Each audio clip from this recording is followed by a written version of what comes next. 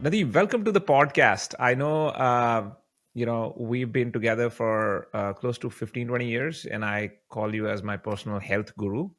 Uh, and I would love the audience to also know a little bit about yourself. Why don't you introduce yourself? Well, good morning, Preet Paul, and thank you for inviting. And you're always kind to me, right? So it's been years and years since we struck our friendship playing squash, and I tell you that that friendship brings me a joy every day. And seeing you so successful in what you do, and figuring it out that health and fitness is not a dead last destination, it's a journey.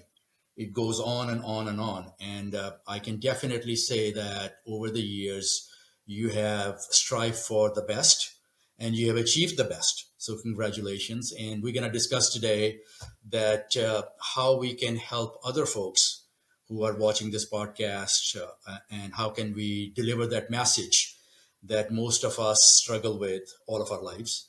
Not that you struggle, you consistently achieve your goals and you're still doing that. So I've been in this industry for roughly 30 years. That's 3 decades. And started as a personal trainer for first 10 years. And for the past 20 years, I've been in the leadership and management side of the business and helping people open fitness centers and helping clients being successful in their journeys as well, while helping people understand that what this complex and complicated venture looks like from the financial side and from the health and fitness side as well. So that's what I do. And I think I will continue to do that until my last day on this planet. And it brings me a great joy to help people.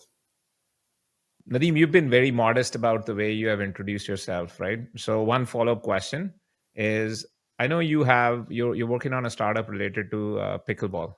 Can you say a little bit more about it? Yeah, so Preet Paul, as you know, that I'm a racket sport enthusiast.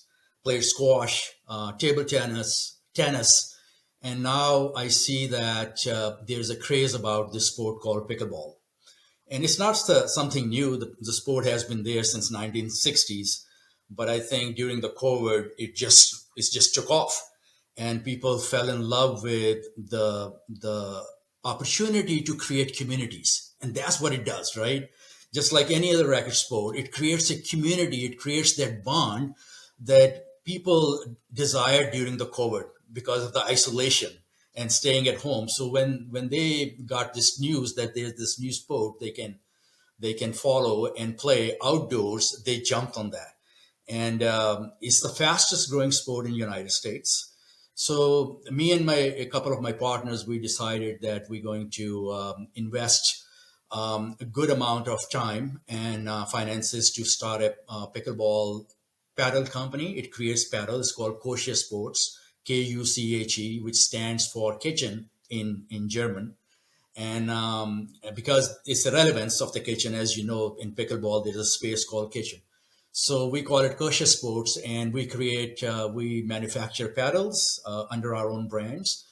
We have pickleball balls, indoor and outdoors, and we also have nets, pickleball nets. And lately, because of the boom of this sport, a lot of communities, a lot of cities are also developing their own spaces.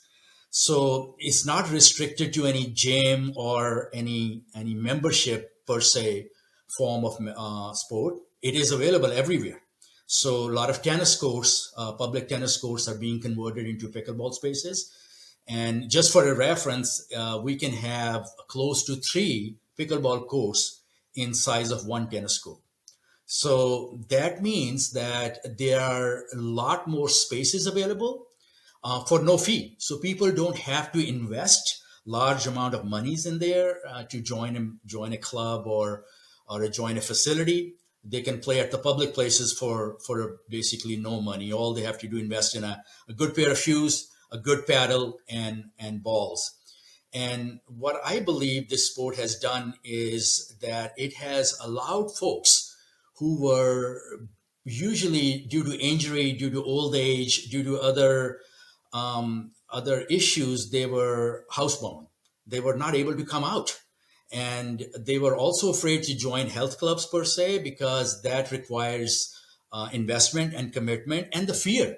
There's a fear that I'd never been in this environment, and how do I go and present myself? You may be a little overweight, you may have not taken care of yourself in past few years, and there's always a stigma involved with joining a health club, where this sports encourage and invite everyone with open arms.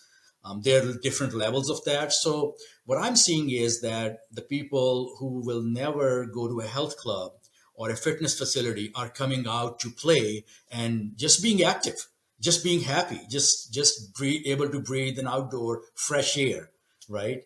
And that's, I think, is kicking in those endorphins, which provides us that dopamine in our brain, and people are addicted to this word. The word I hear the most is we are addicted. This is an addiction. People play 4, 5, 6 times a week for hours and hours and hours.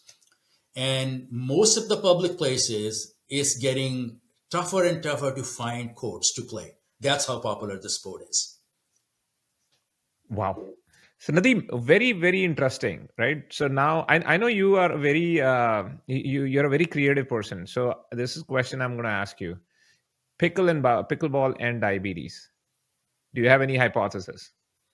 Yeah, so that's an interesting question you asked, Preetpal. And the reason I say it's interesting that there is lots and lots of studies available on any sort of activity. However, when you put a pickleball in mix, which is a full body workout, right? So think about that. There's two forms of pickleball you can play. You can play singles if you want to make it tough and you want to cover a lot of code and you want to run and you want to burn a lot of calories, or you can make it more fun with two other or three other partners, right? So you can play doubles, just like tennis. You can play doubles, two people on each side. That is less intensive on your body. That doesn't put as much load on your cardiovascular system. However, it provides you a full body workout. Now think about that. In diabetes, one of the reason why people struggle is that inconsistent glycogen or glucose levels, right? Spikes up and down, up and down. That's what's happening in their lives, and that's why they become insulin resistant. So, what exercise does, especially full body exercise where you're moving from your head to toe, it reduces those spikes. It stabilizes the glucose levels in your body, right? And that's what you're looking for. That how do I create that? You can have a stabilized glucose level just taking a brisk walk. But imagine that now you are moving your arms, you are lengthening your limbs, you are stretching for that ball, and that's allowing your core muscles to get involved. Where in a brisk walk, your core muscle, your abdominal muscle may not be involved.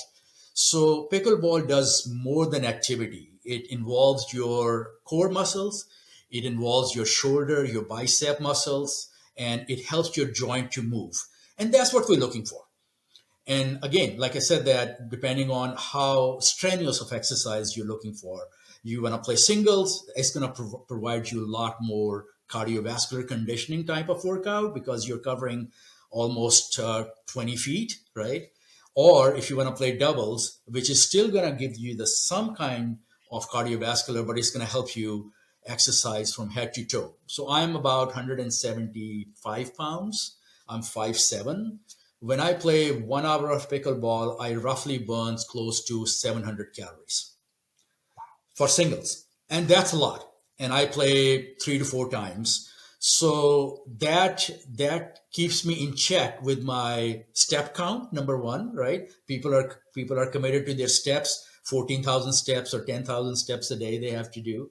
So I'm wearing my Apple Watch. It tells me my step counts, that how many miles or how many feet I have covered. And secondly, it also records my heart rate. So I want to make sure I'm within those fat burning heart rates, which we'll discuss in a minute, that why it's important to stay within those zones to maximize your cardiovascular benefit. Yeah. And then coupled to that, you said previously, a lot of health is not about an activity. Health is about community. Health is about engagement. Health is about wanting to show up over there the next day, the next day, and the next day. And racket sports have that tendency. I don't know why, the camaraderie you develop with friends or whatever. So the after effect or the engagement effect of this thing lasts longer. So very, very fascinating. Not only it's helping you on your glucose and insulin resistance, but also it's a engagement, especially at a higher age where you're not bringing your limbs and others to actually get something out of your body. So fantastic. Thank you.